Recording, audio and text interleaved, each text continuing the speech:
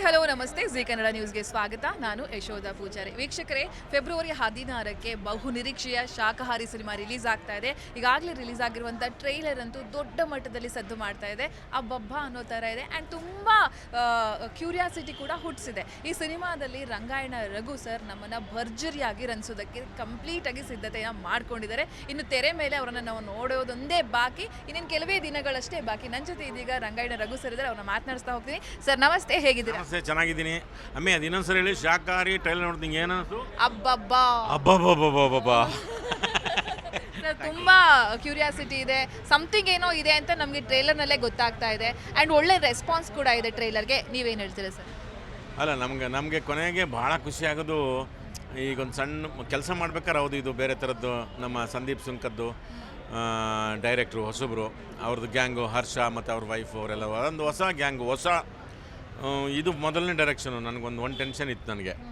ನಮ್ಮ ಪ್ರೊಡ್ಯೂಸರ್ಸ್ಗಳು ಇಂಜು ರಾಜೇಶ್ ಕೇಳಂಬಿ ಅವ್ರಿಗೆ hats off ಹೇಳಬೇಕು. ಅಂದರೆ ಸಿನಿಮಾ ಅಂದರೆ ನಿಮಗೆ ಅದು ಸಣ್ಣ ದುಡ್ಡು ಅಲ್ವಲ್ಲ, ಒಂದು ಸ್ವಲ್ಪ ಎಂಥದೇ ದುಡ್ಡು ಅಲ್ವಾ.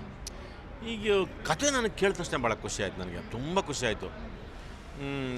ಖುಷಿಯಾಗಿ ಹೆಂಗೆ ನೀವು ಆಮೇಲೆ ನನಗೂ ಅದೊಂದು ಭಯ ಇತ್ತು, ಮತ್ತೆ ಇವ್ರಿಗೆ ಕೊನೆಗೆಲ್ಲ ಹೋಗಿ ಇಲ್ಲಿ ಕೆಸರ ಮಧ್ಯೆ ನಿಂತ್ಕೊಂಡಂಗೆ ಆಗ್ಬಿಡ್ತೇನೆ ಅವರು ಆ ಥರದ ಭಯ ಇತ್ತು. ನಮ್ಮ ಕ್ಯಾಮ್ರಾಮನ್ ವಿಶ್ವಜಿತ್ ಅವರು. ಇದು ನಿಮಗೆ ಈಗ ಈಗ ಒಂದು ಕಮರ್ಷಿಯಲ್ ಸೆಟಪ್ಪಲ್ಲಿ ಸಿನಿಮಾ ಮಾಡೋದು ಬೇರೆ ಒಂದಷ್ಟು, ಯಾಕಂದರೆ ಅದು ಮಾಡಲೇಬೇಕು. ಅದೊಂದು ಸೂತ್ರ, ಜನ ಇಷ್ಟಪಡ್ತಾರೆ, ಗೆಲ್ತಾರೆ ಅಂತ. ಇದು ತುಂಬ ಇಂಟೆನ್ಸಿಟಿ ನಿಮಗೆ ಕತೆ ಒಳಗೆ, ಅದೊಂದು ಪಾತ್ರ. ಮನುಷ್ಯ ಸಂದರ್ಭಗಳಿಗೆ ಏನೇನೋ ಆಗ್ಬಿಡ್ತಾನೆ, ಗೊತ್ತಿಲ್ಲ ಏನೇನಾಗುತ್ತೆ ಅಂತ. ಈಗ ನೀವು ಸಪೋಸ್ ಅದೊಂದು ಈಗ ಬೆಂಗಳೂರು ಟು ಮೈಸೂರು ಈಗ ಬಸ್ಸು, ಲಾರಿ, ಎಂಥದಪ್ಪ, ರೈಲು ಗೀಲು ಎಲ್ಲ ನಿಂತೋಯ್ತು ಅಂತ ಹಂಗಾರೆ ನೀವು ಹೆಂಗೆ ಹೋಗ್ಬೇಕು, ತಲುಪಬೇಕು ಅಂತಂದರೆ ಆ ಒಂದು ಏನೋ ಒಂದು ಘಟಿಸ್ತಾ ಹೋಗುತ್ತಲ್ಲ, ಆಗ ಅದನ್ನು ನೀವು ದಾಟ್ತಾ ಹೋಗ್ತೀರ. ಕೊನೆಗೆ ನೀವು ನಿಮ್ಗೆ ಗುರಿ ಮುಟ್ಟಲ್ವೋ, ಮುಗ್ದೋಗುತ್ತೋ, ಅದು ಬೇರೆ. ಅದು ಇದು ಅದರೊಳಗೆ ಒಂದು ಸಣ್ಣದಾಗ ಒಂದು ಶಾಖ ಕೊಟ್ಟಿದ್ದಾರೆ. ಅದು ಯಾವ ಶಾಖ ಆ ಥರದ್ದು ಇಷ್ಟೆಲ್ಲ ವಿಷಯಗಳು ಒಂದು ನೋಡೋ ಪ್ರೇಕ್ಷಕರು ಕೂಡ ಇದನ್ನ ಹೌದು, ನಮ್ಮ ಕನ್ನಡದವರು ಒಂದೇನೋ ಬೇರೆ ಥರ ಮಾಡಿದ್ದಾರೆ, ನಿಜವಾಗ್ಲೂ ಒಂದು ಅಟೆಂಪ್ಟ್ ಮಾಡಿದ್ದಾರೆ ಅಂತ. ಈಗ ನಾವು ಡೆಲ್ಲಿಲಿ, ಬಾಂಬೆಲಿ, ಇಡೀ ಪ್ರಪಂಚದಲ್ಲಿ ಎಲ್ಲ ನ್ಯೂಸ್ ನಮ್ಮ ಕೈಲಿ ಗೊತ್ತಾಗುತ್ತೆ. ಇವಾಗ ಮೊಬೈಲ್ ಆಗ್ಬೋದು, ಬೇರೆ ಥರದ್ದು ಇಂಟರ್ನೆಟ್ ಮೂಲಕ ಆಗ್ಬೋದು. ಏನೇನೋ ಮನುಷ್ಯ ಗೊತ್ತಿಲ್ಲಪ್ಪ, ಏನೇನೋ ಆಗ್ತಿದ್ದಾರೆ ಮನುಷ್ಯ. ಅವನು ತುಂಬ ಅವನು ಕ್ರೂರಿ ಅಂತಲೇ ಹೇಳೋದು, ಇದು ಪ್ರಾಣಿ ಆಗ್ತಿದ್ದಾನೆ ಅಂತ ಹೇಳ್ಬೋದು, ಇಲ್ಲ ಶಿಲಾಯುಗಕ್ಕೆ ಹೋಗ್ತಾ ಇದ್ದಾನೆ ಅಂತ ಹೇಳ್ಬೋದು. ಇನ್ನು ನಮ್ಗೆ ಗೊತ್ತಿಲ್ಲಪ್ಪ ಯಾವ ಯುಗಕ್ಕೆ ಹೋಗ್ತಾವ ಮನುಷ್ಯ ಅನ್ನೋದು ಒಂದು. ಯಾಕೆಂದರೆ ಅದೊಂದು ಒಂದು ಸಣ್ಣ ಒಂದು ಭಯ ಬರುತ್ತೆ. ಮಾನವೀಯ ಮೌಲ್ಯಗಳು ಅಂತ ಹೇಳ್ತಾರಲ್ಲ, ಮನುಷ್ಯನಿಗೆ ಯಾಕೆ ಮನುಷ್ಯ ಅಷ್ಟು ಚೆನ್ನಾಗಿರಬೇಕು ಅಂತ ಅವನಿಗೆ ಬುದ್ಧಿ ಇದೆ ಅಲ್ವಾ. ಅವನು ಕೊನೆಗೂ ಹಾಲು ಕುಡಿದು ಬೆಳೆದಿರೋನಲ್ವ ಅವನು. ಅಮ್ಮ, ಅದೊಂದು ಅಟ್ಯಾಚ್ಮೆಂಟ್. ಅಮ್ಮ, ಅಪ್ಪ, ಅಣ್ಣ, ಅಕ್ಕ, ತಂಗಿ ಎಲ್ಲರ ಜೊತೆಗೂ ಒಂದು ಅಟ್ಯಾಚ್ಮೆಂಟು. ಇದ್ರ ಜೊತೆಗೆ ಸಮಾಜ ಜೊತೆ ಬೆಳೆಸ್ಕೋಬೇಕು, ಪರಿಸರದ ಜೊತೆ ಎಲ್ಲವನ್ನೂ. ಈಗ ನೋಡಿ, ಪಂಚಭೂತಗಳು ಫ್ರೀ, ದೇವರು ಫ್ರೀ ಕೊಟ್ಟಿದ್ದಾನೆ. ಇದು ಗಾಳಿ, ನೀರು, ಭೂಮಿ, ಬೆಂಕಿ, ಆಕಾಶ ಫ್ರೀ ಅಲ್ವಾ. ಈಗ ಅದೆಲ್ಲ ವ್ಯಾಪಾರ ಆಗ್ಬಿಟ್ಟಿದೆ ಅಲ್ವಾ, ಯಾವುದೂ ಫ್ರೀ ಸಿಗ್ತಿಲ್ಲ. ಈಗ ದೇವರು ನೋಡಪ್ಪ, ನಾನು ನಿಮಗೆ ಫ್ರೀ ಕೊಟ್ಟಿದ್ದೀನಿ, ಇದನ್ನೆಲ್ಲ ಫ್ರೀ ಬೆಳೆಸ್ಕೊಳ್ಳಿ ಅಂತ ದೇವರು ಹೇಳೋ ಕಾಲಕ್ಕೆ ಅದನ್ನೆಲ್ಲ ವ್ಯಾಪಾರ ಮಾಡಿ ಅವನು ಏನೇನೋ ಮಾಡಿಕೊಂಡು ಅವನೇನೋ ಆಗಿದ್ದಾನೆ ಮನುಷ್ಯ. ಅವನು ಈ ಅಂಶಗಳನ್ನ ಅದರಲ್ಲಿ ನೇರವಾಗಿ ಹೇಳಲ್ಲ, ಈ ಥರದ ಅಂಶಗಳು. ಅಂದರೆ ಅವನೀಗ ನನ್ನ ಸುಬ್ಬಣ್ಣ ಅನ್ನೋ ಒಂದು ಬಟನ್ ಪಾತ್ರ, ಅದು ಒಳ್ಳೆನೋ ಕೆಟ್ಟನೋ ಅಥವಾ ಒಂದು ಸಂದರ್ಭ ಹಂಗೆ ಮಾಡುತ್ತೋ, ಏನು ಮಾಡುತ್ತೋ ಅದನ್ನು ನಾನು ಪ್ರೇಕ್ಷಕರಿಗೆ ಬಿಡ್ತೀನಿ ಅದನ್ನು. ಹೌದು, ಅದರಲ್ಲಿ ಥಿಯೇಟ್ರಲ್ಲಿ ಟ್ರೈಲರಲ್ಲಿ ಒಂದು ಕಲ್ಲು ಪುಡಿ ಆದರೆ ಮಣ್ಣಾಗುತ್ತೆ, ಮನಸ್ಸು ಪುಡಿ ಆದರೆ ಕಲ್ಲಾಗುತ್ತೆ. ಆ ಡೈಲಾಗ್ ತುಂಬ ಅದು ಹತ್ರ ಅಂತಲೂ ಅನಿಸುತ್ತೆ, ತುಂಬ ಅರ್ಥಪೂರ್ಣ ಅಂತಲೂ ಅನಿಸುತ್ತೆ. ಏನು ಹೇಳ್ತೀರಾ ಸರ್? ಹೌದಲ್ವಾ, ಮನುಷ್ಯನ ಮನಸ್ಸು ಸೂಕ್ಷ್ಮ ಅಲ್ವಾ. ಅವನಿಗೆ ಕಣ್ಣಿರುತ್ತೆ, ಕಿವಿ ಇರುತ್ತೆ.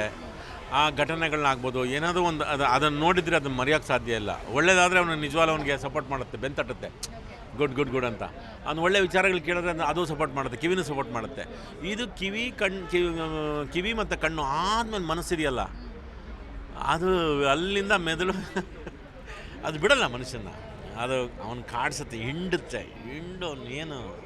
ಅದು ಕಲ್ಲು ಬೇಕಾದ್ರೆ ಮಾಡ್ಬೋದು, ಬೇರೆ ಇನ್ನೇನು ಬೇಕಾದ್ರೆ ಮಾಡ್ಬೋದು, ಸುಟ್ಟು ಬಿಡ್ಬೋದು, ಅವನ್ನ ಏನು ಬೇಕಾದ್ರೆ ಮಾಡ್ಬೋದಲ್ಲ. ಆ ಅರ್ಥದಲ್ಲಿ ಅದನ್ನು ಹೇಳಿರೋದು. ನಿಮಗೇನು ಇವತ್ತು ಮಣ್ಣಾಗುತ್ತೆ ಅಂದರೆ ಕಲ್ಲು ಕರಗಿ ಗಾಳಿ ಬೇಯಿಸಿ ಮನುಷ್ಯ ಓಡಾಡಿ ಏನೋ ಮಾಡಿ ಅದನ್ನು ಮಣ್ಣು ಮಾಡ್ತಾನೆ. ಆದರೆ ಈ ಮನಸ್ಸೇ ಕಲ್ಲಾಗ್ಬಿಟ್ರೆ ಆ ಅರ್ಥದಲ್ಲಿ ಆ ಸಂದರ್ಭಗಳು ಹಂಗಿದಾವೆ ಸಿನಿಮಾದಲ್ಲಿ. ಸಂದರ್ಭಕ್ಕೆ ಏನೋ ಒಂದು ಕೊಲೆ ಆಗುತ್ತೆ, ಯಾಕೆ ಕೊಲೆ ಆಗುತ್ತೆ, ಹೇಗಾಯ್ತಾ, ಏನು ಎತ್ತ ಅಂತ ನಾವೆಲ್ಲರೂ ಕೂಡ ಫೆಬ್ರವರಿ 16ಕ್ಕೆ ಥಿಯೇಟರ್ಗೆ ಬಂದು ನೋಡಬೇಕು. ಬಟ್ ಕೊಟ್ಟಂಥ ಪೈಸೆಗೆ 100% ಲಾಸ್ ಇಲ್ಲ ಅನ್ನೋದು ಕೂಡ ಗೊತ್ತಾಗ್ತಾ ಇದೆ ಸರ್. ಸೊ ಅಭಿಮಾನಿಗಳಿಗೆ ಥಿಯೇಟರ್ಗೆ ಒಂದು ಸಿನಿಮಾ ನೋಡಿ ಅಂತ ನಿಮ್ಮ ಮಾತುಗಳಲ್ಲಿ ಖಡಕ್ ಡೈಲಾಗ್ ಮೂಲಕ ಹೇಳೋದಾದ್ರೆ. ಹೌದು, ಯಾಕೆಂದರೆ ನಮಗೂ ಕೊನೆಗೂ ಪ್ರೇಕ್ಷಕ ಖುಷಿ ಪಡೋದೇ ಭಾಳ ಇಷ್ಟ ಆಗುತ್ತೆ. ಇದು ನಿಮ್ಮ ನಿರೀಕ್ಷೆಗಳು, ನಿಮ್ಮ ಒಂದು ಪ್ರೀತಿ ಯಾವುದೂ ಹುಸಿಯಾಗಲ್ಲ. ಒಂದು ಬೇರೆ ಥರದ ಫೀಲ್ ಅಂತೂ ಗ್ಯಾರಂಟಿ ಕೊಡ್ತೀವಿ.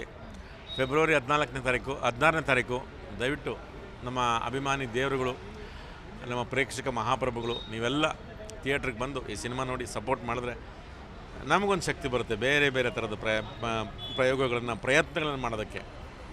ನಿಮ್ಮ ಆಶೀರ್ವಾದ ಸದಾ, ನಿಮ್ಮ ಸಹಾನುಭೂತಿ, ನಿಮ್ಮ ಪ್ರೀತಿ, ನಿಮ್ಮ ಪ್ರೋತ್ಸಾಹ ನಮ್ಮ ಸಿನಿಮಾ ಜೊತೆಗೆ ಎಲ್ಲ ಕನ್ನಡ ಸಿನಿಮಾದ ಮೇಲೆ ಇರಲಿ ಅಂತ ಕೇಳ್ಕೊತ ಫೆಬ್ರವರಿ 16 ಮರಿಬೇಡಿ. ಶಾಕಾಹಾರಿ ಪುಡಿ ಆಗುತ್ತೆ.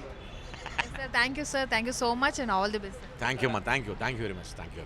ವೀಕ್ಷಕರೇ ನೋಡಿದ್ರಲ್ಲ, ಇದೇ ಫೆಬ್ರವರಿ 16ಕ್ಕೆ ಶಾಕಾಹಾರಿ ಸಿನಿಮಾ ರಿಲೀಸ್ ಆಗ್ತಿದೆ. ಎಲ್ಲರೂ ಕೂಡ ಥಿಯೇಟರ್ಗೆ ಬಂದು ಸಿನಿಮಾನ ನೋಡಿ ಎಂಜಾಯ್ ಮಾಡಿ ಅಂತ ಹೇಳ್ತಾ ಥ್ಯಾಂಕ್ ಯು ಸೋ ಮಚ್.